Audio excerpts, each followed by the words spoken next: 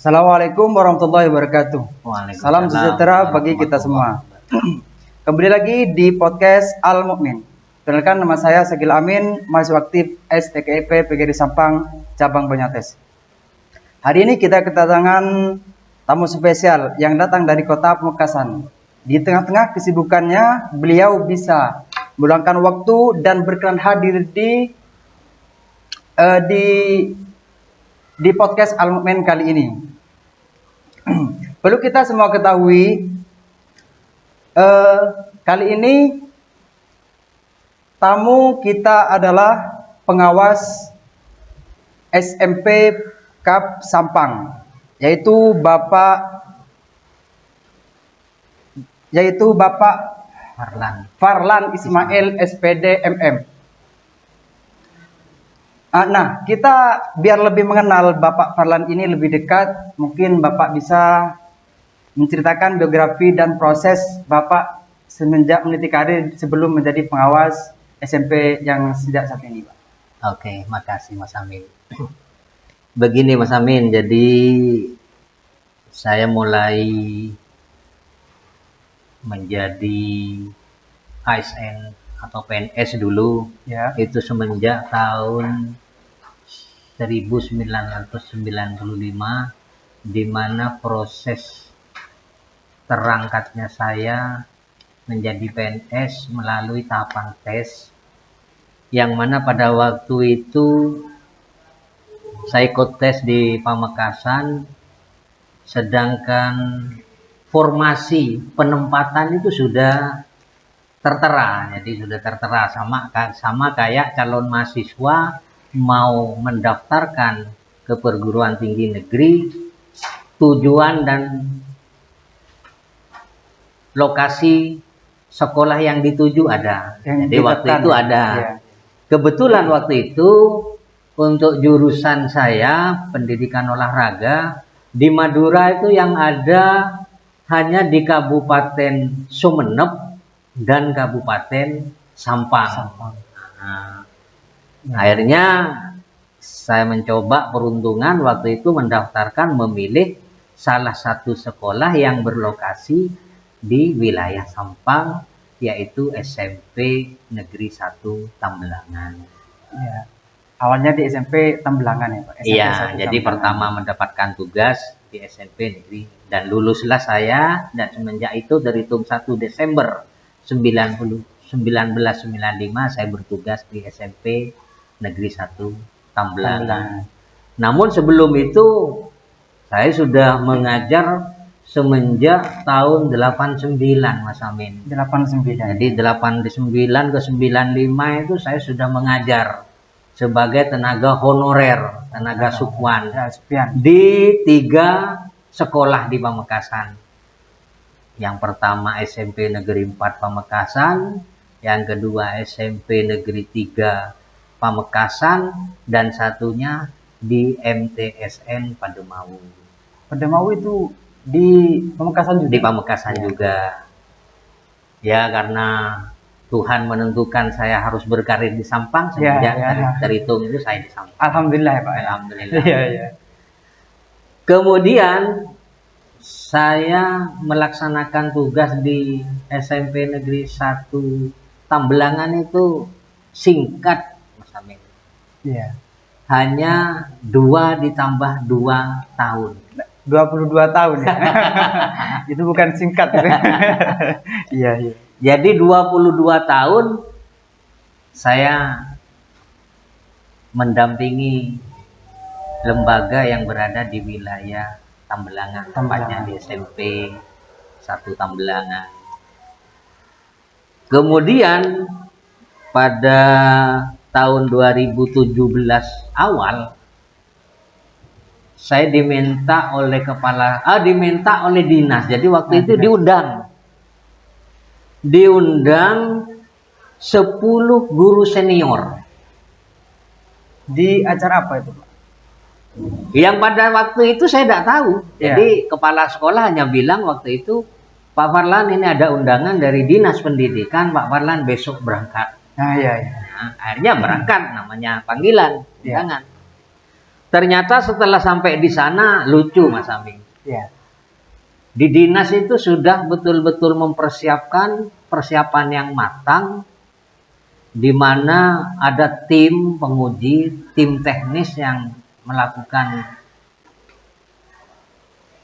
pengujian kepada kami yang bersepuluh, yang diistilahkan waktu itu fit and proper test. Fit and proper test calon kepala sekolah. Calon kepala sekolah ya. Calon kepala sekolah. Diundang untuk menjadi calon kepala sekolah berarti. Mengikuti fit and proper test. Mengikuti fit and proper test. Saya kaget. Saya tidak tahu momennya apa, tahu-tahu sudah langsung dihadapkan, dipanggil secara bergiliran menghadapi tim penguji. Ya. Ya, dengan pengetahuan secukupnya, ya saya mencoba untuk memberikan jawaban sesuai dengan apa yang saya ketahui.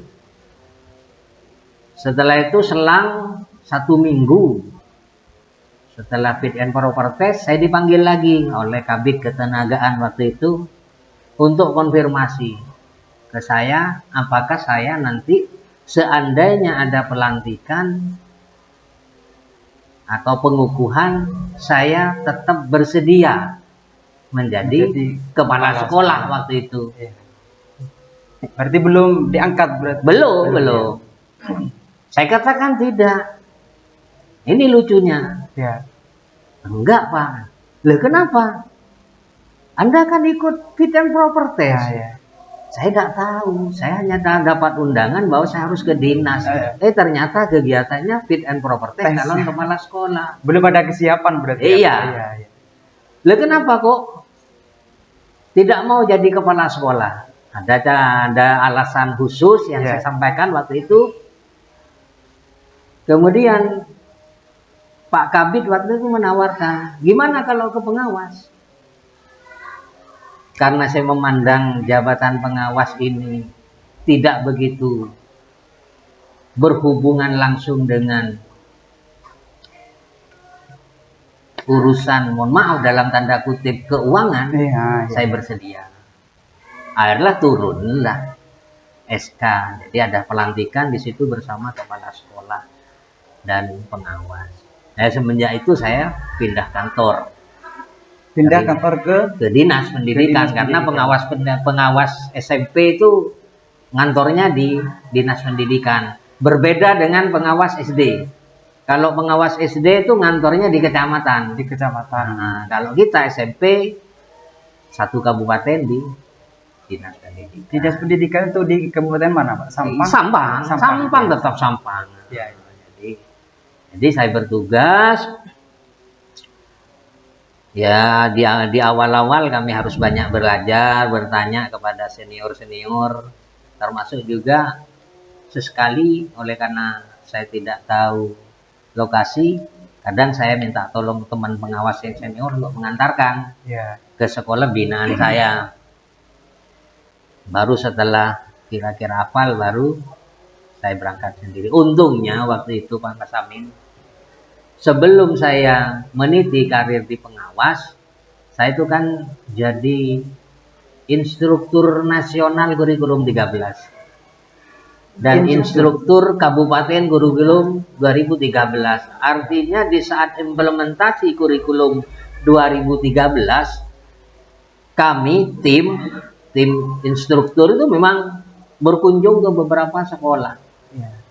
Artinya maksud saya, kebiasaan saya melancong dari sekolah satu ke sekolah lain sudah terlatih di saat menjadi instruktur kurikulum 2013, sehingga tidak begitu asing. Karena ada beberapa teman yang tidak pernah memiliki pengalaman, ya agak sedikit memiliki masalah di saat melaksanakan dalam menjalankan tugasnya. Tugas awal. Begitu sampai sekarang Mas Amin. Sekarang, dan yang menjadi catatan bagi saya dari tahapan sekitar 17 ke 2024 sekarang awal, itu berarti kurang lebih 6 tahun sudah jadi pengawas. Setiap tahunnya saya mendapatkan sekolah binaan yang selalu bertambah. Dari Maksudnya mulai bertambah itu, Pak? sedikit jumlah binaannya. Oh, jumlah binaannya. Jumlah binaannya. Kenapa kok begitu? Ya karena faktor pertama, saya masuk pengawas SMP itu masih banyak stoknya. Iya, iya. Sehingga kita berbagi sedikit demi sedikit. Setelah itu ada yang purna. Berarti kami ditambah binaannya. Belum lagi ada sekolah-sekolah SMP yang baru. Nah, Secara iya. otomatis kan menambah. Menambah sekolahan baru. Sehingga posisi saya sekarang itu saya punya sekolah binaan 52. 52 di Kabupaten Sampang. Di Kabupaten Sampang dengan rincian 16 lembaga di Banyuates, Ya. kemudian 3 lembaga di Kabupaten Sampang, 4 sekolah di Omben, Ampun, Sumenep. dan sisanya Omben Sampang. Oh, Omben Sampang. Ya. Dan sisanya sekitar 21 lembaga ada di 21 lembaga di Karangpenang dan 9 lembaga di Camplong. Jadi ada 5 kecamatan. Sampang, Omben, Camplong, Banyuates, Karangpenang. Sekarang. Ya, untuk ini ya, Pak ya. Untuk sebelum menjadi pengawas kan pernah sekolah di mana, Pak? Sekolah sarjananya. Oh ya.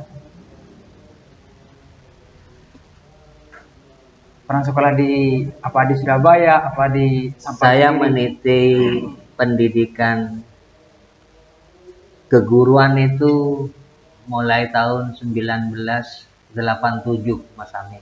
Ya. Jadi saya masuk IKIP waktu itu. IKIP yang sekarang bernama Unisa itu, IKIP Surabaya. Oh, iya. IKIP Surabaya, program pertama saya masuk ke IKIP itu program diploma 2. Masuk 87, keluar 89. Baru setelah itu 91 saya transfer ke S1, lulus 93. Lulus 93. Kemudian pada tahun 2012 saya melanjutkan pendidikan di S2. Di mana itu, Pak? Di Surabaya, nama perguruan tingginya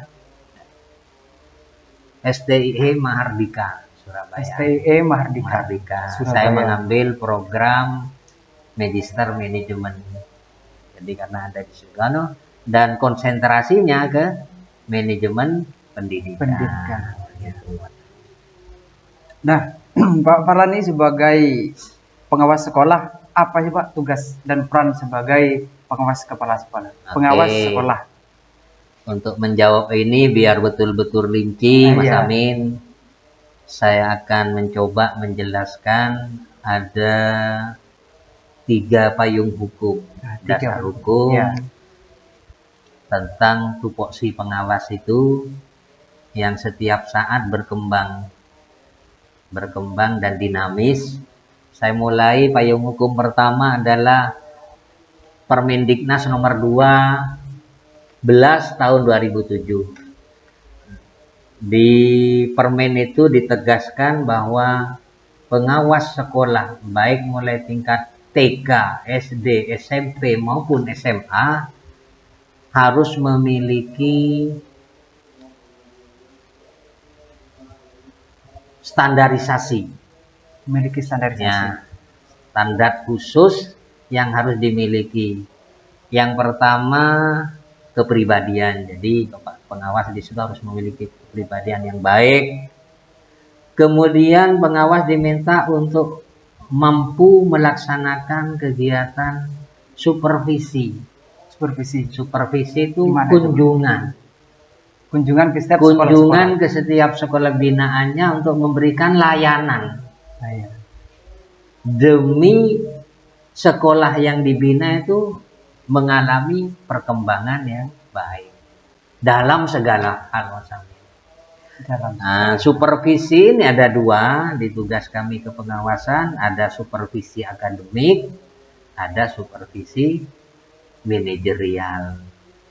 Kalau supervisi akademik itu berhubungan dengan kegiatan pelaksanaan pembelajaran. berarti di kelas. Sentuhan di sini lebih menyentuh para teman-teman guru. Bagaimana guru menyusun rencana pembelajaran, bagaimana guru melaksanakan pembelajaran, bagaimana guru melaksanakan evaluasi, bagaimana guru melaksanakan rencana tindak lanjut dari evaluasi, itu di akademik. Berarti sampean lebih dekat dengan guru-guru ya? Waktu itu bersentuhan langsung dengan guru. Kemudian kalau yang manajerial lebih ke tupoksi kepala sekolah, namanya manajer. Manajer ya. Di situ diantaranya tentang keberadaan guru dan tenaga kependidikan di sekolah itu, keberadaan sarpras, kemudian masalah manajemennya, manajemen mengelola lembaga, dan yang terakhir ke pembiayaannya. Itu yang ini semua terangkum yang namanya 8 SNP, 8 Standar Nasional Pendidikan. 4-nya bersentuhan dengan guru, 4-nya bersentuhan dengan kepala sekolah.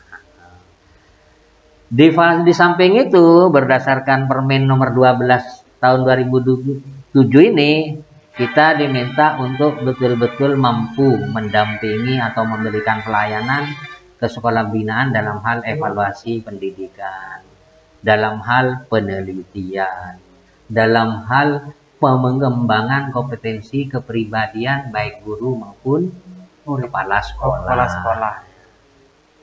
Artinya di sini manakala ada guru yang memiliki kompetensi yang bagus, lebih dominan timbang guru-guru yang lain, kita memberikan rekomendasi untuk dipromosikan menjadi kepala sekolah. Bagi kepala sekolah yang memiliki kinerja bagus, bisa kita rekomendasikan untuk ikut lomba kompetensi kepala sekolah, dan tidak menutup kemungkinan merekomendasikan untuk melanjutkan ke jenjang pengawas. Karena di dunia kependidikan itu yang merupakan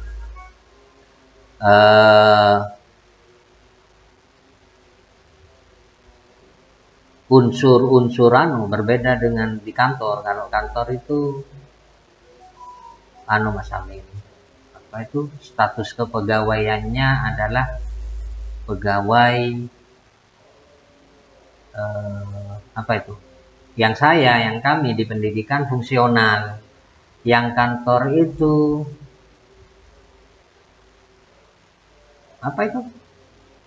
tenaga khusus untuk di luar fungsional. Yang kami itu fungsional. Dan Bapak fungsional ya? Fungsional. Jadi jabatan-jabatan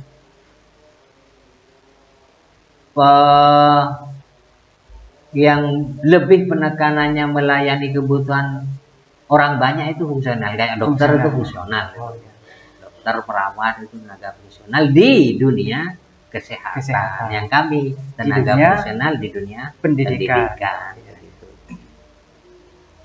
Kemudian payung hukum yang kedua Mas Amin, yaitu Permen PAN RB nomor 2021 tahun 2010. Ini mengalami pergeseran lagi tupoksi pengawas itu. Yang mana pada Permen PAN RB nomor 21 tahun 2010 ini tugas kami diantaranya sudah bergeser, yaitu menyusun program dan melaksanakan program pengawasan. Jadi kami diminta untuk menyusun dan melaksanakan program. Ke lapangan, ke sekolah binaan kita, kami diminta untuk melakukan pertama pembinaan, pemantauan, penilaian, BIMLAT, pembimbingan dan pelatihan, dan juga memberikan sama seperti tadi di atas, memberikan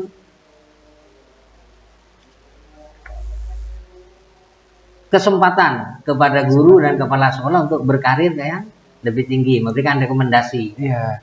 Nah, Bagi guru-guru yang berpotensi untuk meningkatkan Iya. karir, misalnya mau ke kepala sekolah. Siap. Jadi itu yang membedakan Permen. Jadi tupoksi pengawas membedakan Permen yang terdahulu nomor 2 tahun 2007 dan Permen RB Pan RB nomor 21 tahun 2010. Kemudian ada Permen terbaru ini Mas Amin sekarang. Yang sekarang ini ya, Yang Pak? sekarang Permen Pan RB nomor 1 tahun 2023. Nah, ini yang saya menganggap lumayan agak santai kita. Santainya bukan masalah pekerjaan dan tanggung jawab, Iya. tapi di Permen yang baru ini kita tidak sebagai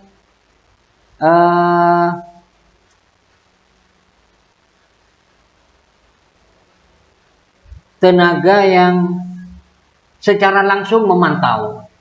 Tidak langsung turun Memantau ke lapangan. Enggak, maksudnya memantau kinerja guru dan kepala sekolah. Kita lebih ke arah pendampingan. Di Permen yang baru, mendampingi kepala sekolah, mendampingi guru, mendampingi lembaga binaan untuk melaksanakan kegiatan sesuai porsinya dengan benar. Oh iya. Lebih akrab ya. Ya, bahasanya. lebih akrab, artinya kita tidak langsung, misalnya punya guru yang memiliki permasalahan. Ya. Kalau sebelumnya kami bisa langsung memberikan layanan, kalau yang sekarang yang saya layani sebelum gurunya kepala sekolah. Jadi guru itu harusnya dilayani oleh kepala sekolah. Baru kepala sekolah komunikasi dan koordinasi dengan kami. Oh. Itu pun tidak secara langsung kami harus memberikan solusi. Jadi di pendampingan ini kami diminta untuk selalu terbiasa memberikan kesempatan kepada kepala sekolah termasuk kepada guru untuk mencari solusi sendiri dulu. Contohnya begini. Misalnya kepala sekolah memiliki permasalahan, ada guru yang tidak masuk. Curhatkan ke kami. Ya. Akhirnya setelah curhat, bukan kami langsung memberikan solusi, tapi saya kembalikan curhatan tadi kepada kepala. Kira-kira menurut kepala sekolah, langkah yang terbaik untuk permasalahan ini apa? Oh, menurut saya begini Pak, begini. Nah, sudah dicoba, sudah Pak, hasilnya gimana? Oh, ada peningkatan. Disitulah kami berikan motivasi. Sehingga apa? Dalam tanda kutip, dengan pola tugas yang seperti sekarang, pengawas itu betul-betul memberi keleluasaan kepada guru dan kepala sekolah untuk mencari sendiri solusi, mencoba sendiri, merasakan hasilnya sendiri. Setelah itu, kalaupun dirasa kurang baik, mencari alternatif solusi yang lain, dicoba sendiri, hasilnya gimana, kita tinggal hanya sebatas memberikan, oh ya lanjutkan, support yang betul-betulan begitu. Berarti tidak langsung mengambil keputusan bahwasanya dikeluarkan atau gimana? Tidak. Berikan kesempatan kepada kepala sekolah dan sekolah. Termasuk juga di saat guru misalnya mengalami kendala dalam hal mendampingi siswa dalam sebuah pembelajaran. Silahkan guru mencari sendiri solusinya. Cari sendiri, biar apa? Kita semua dengan sistem seperti ini diberi kesempatan untuk mengeksplor kemampuan kita, mengeksplor kemampuan inovasi kita, mengeksplor kemampuan kreativitas kita, mengeksplor kemampuan cara kita mengatasi sebuah masalah. Sehingga betul-betul menurut saya bagus sih. Memberikan keleluasaan yang lebih ya, keleluasaan lebih kepada kepala sekolah. Kepada kepala sekolah dan guru-guru ya Pak. Oke. Nah, untuk ini pengalaman, Pak. Pengalaman sejak menjadi pengawas sekolah, Pak. Pengalaman apa, mungkin ada keluh kesah yang bahagia lah atau yang tidak bahagia kan? Oke, saya mulai dulu dari pengalaman yang menurut saya kurang enak. kurang bahagia. Saya kurang bahagia.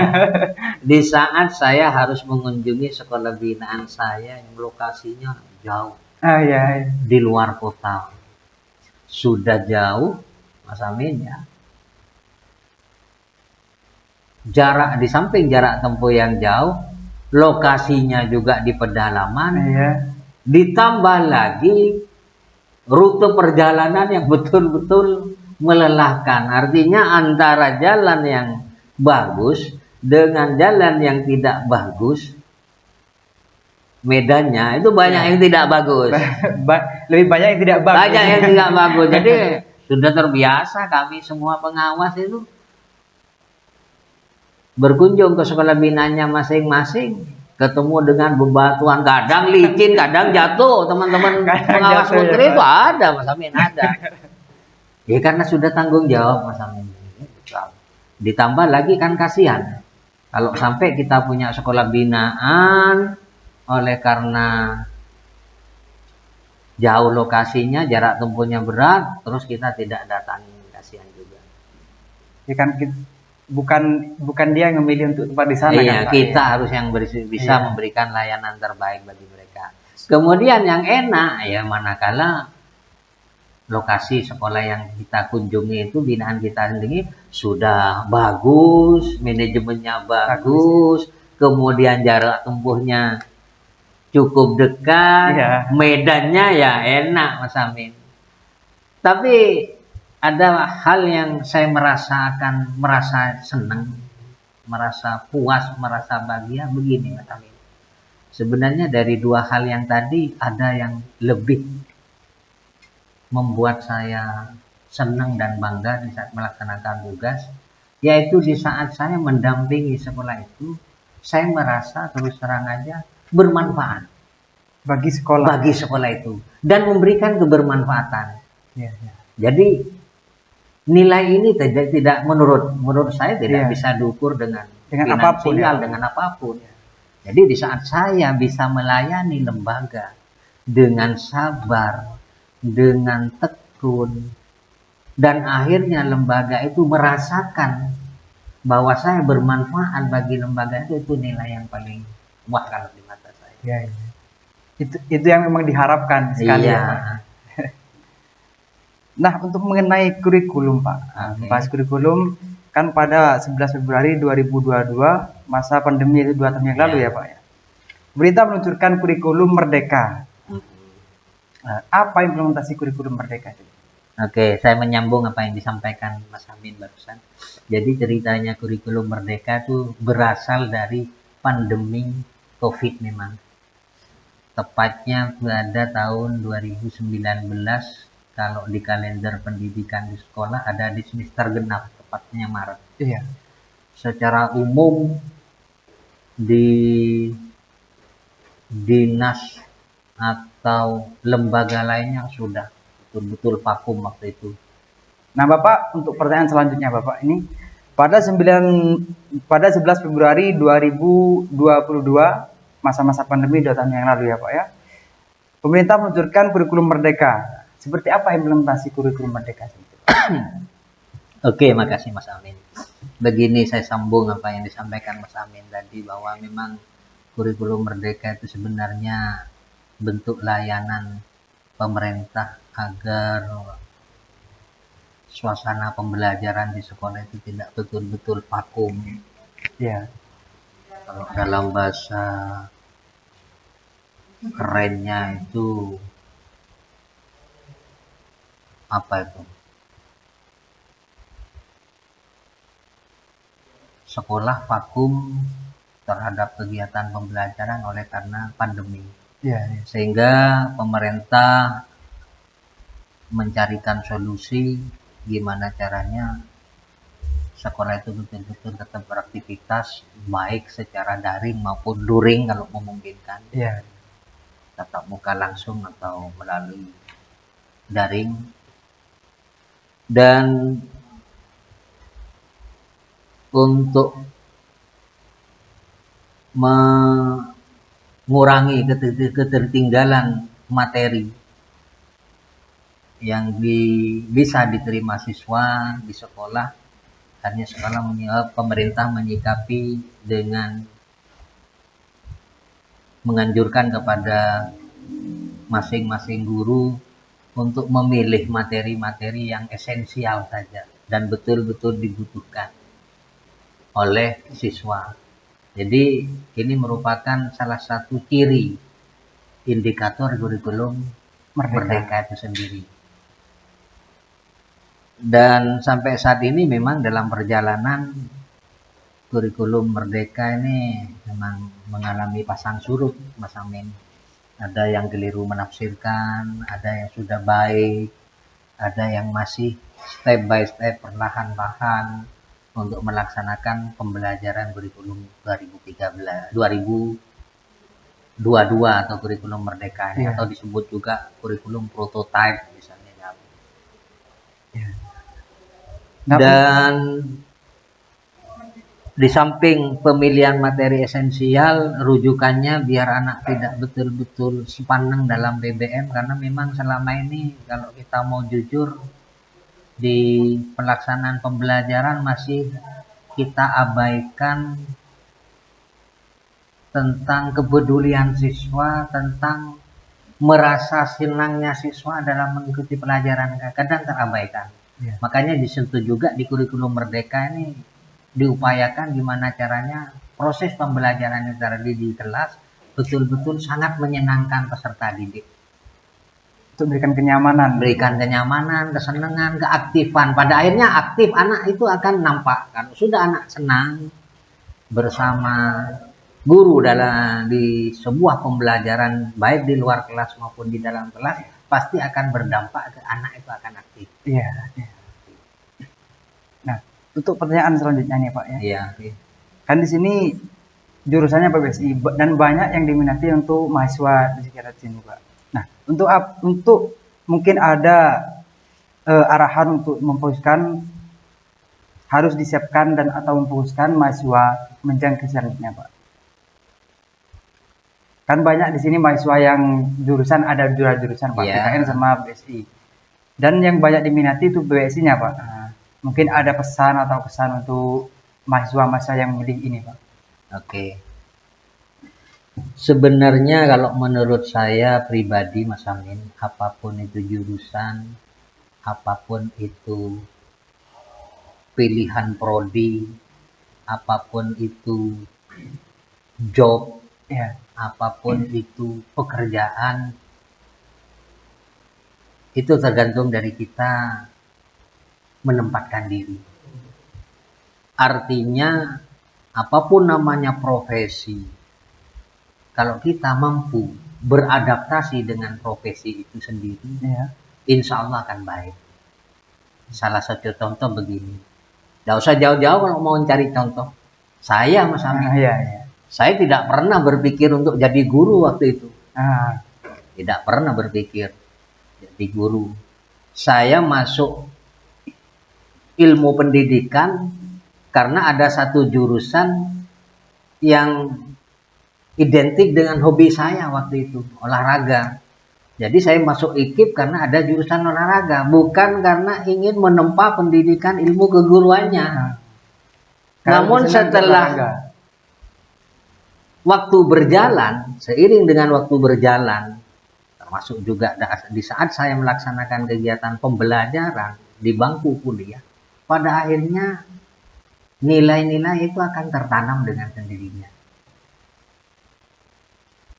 Dengan kata kunci begini, apapun pilihan program belajar kita di bangku kuliah, selama kita bisa menempatkan diri dan selama kita bisa menghargai program itu sendiri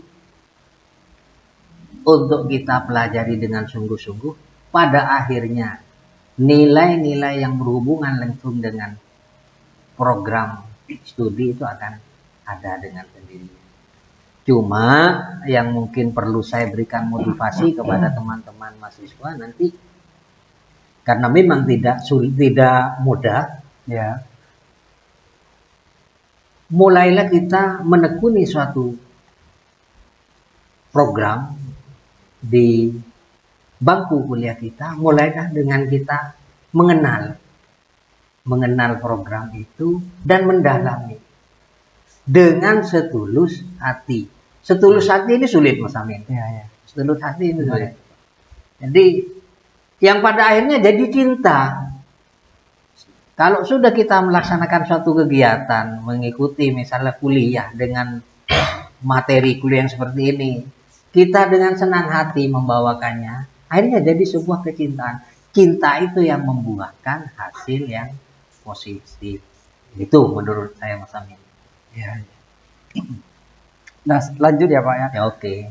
Mungkin ada dari Bapak pesan untuk pemuda Gen Z ya Pak, dalam mempersiapkan karir ke depannya.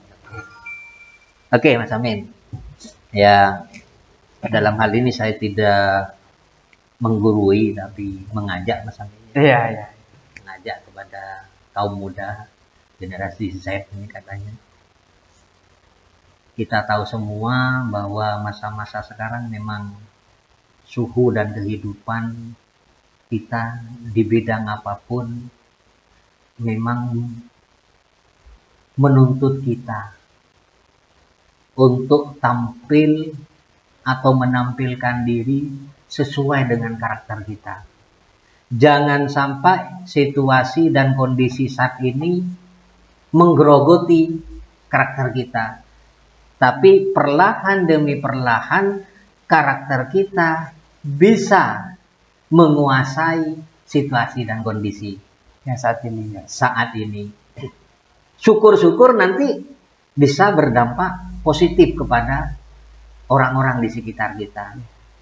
Artinya sepanjang kita memiliki karakter yang kuat dan karakter ini betul-betul sesuai dengan tuntunan, mulai dari tuntunan agama, tuntunan hukum, tuntunan adat, budaya, sosial dan sebagainya, kita pegang tuntunan itu, kita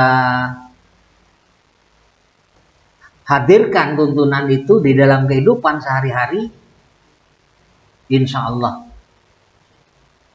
bersama dengan itu juga karakter kita akan terbiaskan kepada orang-orang sekitar kita. Dan karakter itu yang biasanya akan menjadi filter penyaring kita terhadap situasi, iklim, dan suasana yang kurang baik menurut norma, itu akan bisa kita jaga. Kita bisa memilah dan memilih mana yang baik, mana yang kurang baik. Itu memilah, Mas Amin. Setelah kita tahu bahwa ini yang baik, ini yang kita pilih. Dan yang terpenting juga dalam hal ini, kalau menurut saya pribadi, apa-apa yang baik itu mari kita tampilkan. Tanpa harus diminta dan tanpa harus dituntut. Dengan kesadaran diri. Dengan kesadaran diri. Perbanyaklah memberikan teladan, Mas Amin. Karena orang itu akan tersentuh dengan keteladanan kita. Lain kalau di orang-orang di sekitar kita, kita ajak melalui dengan proses tuntutan, dengan proses ajakan, itu nilainya mungkin tidak seberapa. Hasilnya juga tidak akan seberapa. Tapi kalau orang di sekitar kita terbiasa kita tampilkan teladan-teladan yang baik, pada akhirnya orang di sekitar kita tanpa harus kita ketahui akan menilai, oh ternyata ini yang benar. Ini mungkin yang bisa saya contoh untuk menghadapi situasi dan kondisi saat ini yang memang membutuhkan nilai dan norma serta teladan yang kuat. Dan ingat teman-teman, di yang apa yang disampaikan oleh Bapak Farlan tadi, bahwasanya kita harus jangan sampai kita tidak bisa mengkondisikan situasi yang saat ini. Jadi jangan sampai kita kalah dengan kondisi yang saat ini dengan apa tujuan kita, jangan sampai tujuan kita itu terhambat dengan segala yang akan dialami dan yang akan datang seperti ini. Nah, ini Pak, pertanyaan yang paling terakhir Pak, yang mungkin dinanti-nanti Pak. 2 kata untuk podcast Al-Mukmin hari ini Pak. Berbuatlah, berbagilah. Ya, ya. Itu klasik yang paling akhir ya teman-teman. Dan hanya itu yang bisa kita berikan. Semoga ada dampak baik bagi kita semua. Hanya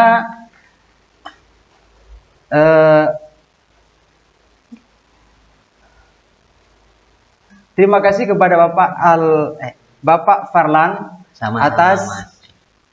partisipasinya terhadap podcast hari ini. Semoga berjalan dengan baik dan lancar. Amin. Makasih juga Mas Amin waktunya ya. Siap. Kembali kasih Pak. Ya baik teman-teman, kami akhiri. Assalamualaikum warahmatullahi wabarakatuh. Waalaikumsalam warahmatullahi wabarakatuh.